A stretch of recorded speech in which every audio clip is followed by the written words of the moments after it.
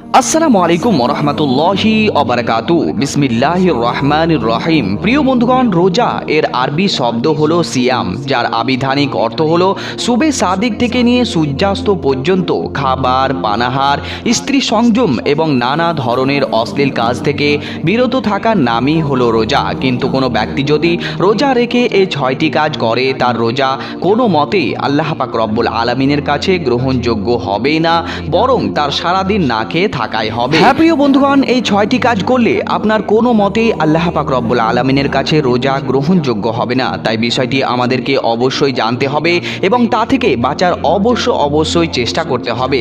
তাই আজকের এই ভিডিওটি খুবই গুরুত্বপূর্ণ এবং ইম্পর্টেন্ট হতে চলেছে। তাই অবশ্যই ভিডিওটি একটু স্কিপ না করে শেষ পর্যন্ত দেখার অনুরোধ রইল। আর এই সুন্দর ভিডিওটি যদি আপনি এখন একটি লাইক না করে থাকেন, তাহলে অবশ্যই লাইক করতে ভুলবেন না। আর এই চ্যানেলটি যদি আপনি সাবস্ক্রাইব না করে থাকেন এবং চ্যানেলটিতে যদি আপনি নতুন ভিজিট করে থাকেন, তাহলে আপনি অবশ্যই চ্যানেলটিকে সাবস্ক্রাইব করে রাখুন। পুরো 1 মাস যাবত আমরা ইনশাআল্লাহ তাআলা রোজা নিয়ে নতুন ভিডিও আপনাদের সম্মুখে উপহার দিব ইনশাআল্লাহ। তাই অবশ্যই চ্যানেলটিকে সাবস্ক্রাইব করে আমাদের পাশেই থাকুন। আর আপনি কি আজকে প্রথম রোজা রেখেছেন, তা আপনি অবশ্যই কমেন্ট বক্সে কমেন্ট করতে ভুলবেন না। যদি আপনি অবশ্যই আজকে রোজা রেখে থাকেন, তাহলে অবশ্যই আপনি লিখে দিন, ইনশাআল্লাহ আমি আজকে রোজা রাখতে পেরেছি।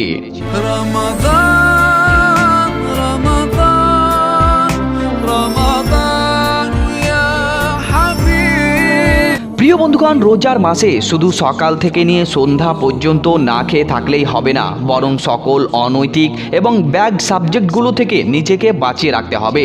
যে 6টি কাজ থেকে নিজেকে বিরত থাকতে হবে, তার প্রথম নম্বর হলো দৃষ্টি সংযত রাখতে হবে। তাই বেগানা মেয়েদেরকে দেখা থেকে অবশ্যই দূরে থাকতে হবে। তা সরাসরি দেখা হোক বা টিভি সিনেমায় দেখা হোক বা ম্যাগাজিন বা পত্রিকার ছবিতে দেখা হোক।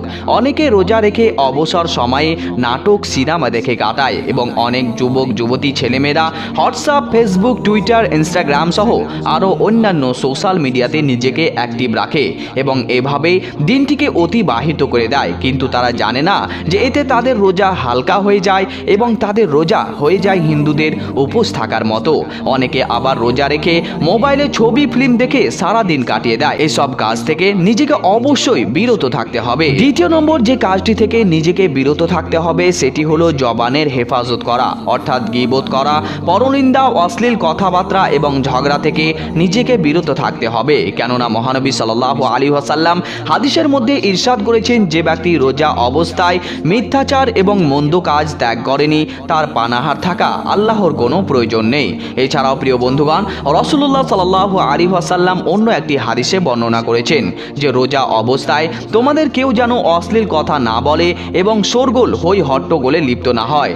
যদি কেউ তার সঙ্গে গালিগালাজ, মারামারি, কাটাকাটিতে লিপ্ত হতে চায়, তাহলে সে যেন তার সাথে অনুরূপ আচরণ না করে, অর্থাৎ সে যেন বলে আমি রোজাদার। তাহলে প্রিয় বন্ধুগণ, এই হাদিস থেকে আমরা স্পষ্ট হয়ে গেলাম যে রোজা অবস্থায় মারামারি, ঝগড়াতে লিপ্ত হওয়া তো দূরের কথা, বরং জোরে জোরে চিৎকার চেঁচামেচি করাও রোজার আদবের খেলাফের পরিপন্থী।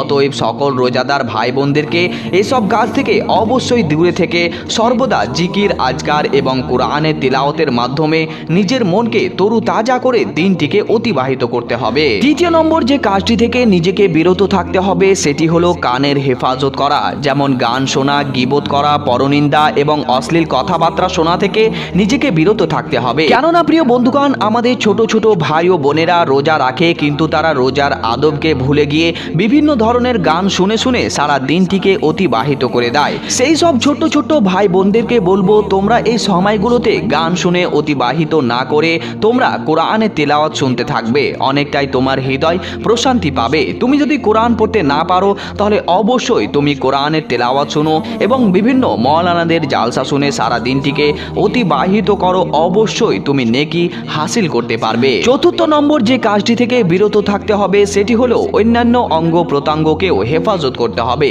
যেমন হাত, পা ইত্যাদির কারণেও খারাপের কাজে ব্যবহৃত হয়। তাই এইসব কাজ থেকে নিজেকে বিরত থাকতে হবে, অর্থাৎ কোনো খারাপ কাজের দিকে নিজের হাতকে এগিয়ে না দেওয়া, কোনো খারাপ কাজের দিকে নিজের পায়ে হেঁটে গিয়ে সেই কাজে সামিল না হওয়া, এসব কাজ থেকে অবশ্যই দূরে থাকতে হবে। পঞ্চম নম্বর যে কাজটি থেকে বিরত থাকতে হবে সেটি হলো অন্তর, অর্থাৎ অ্যারাবিকে যাকে কলবুন শব্দ ব্যবহার করা হয়েছে তার হেফাজত অবশ্যই করতে হবে।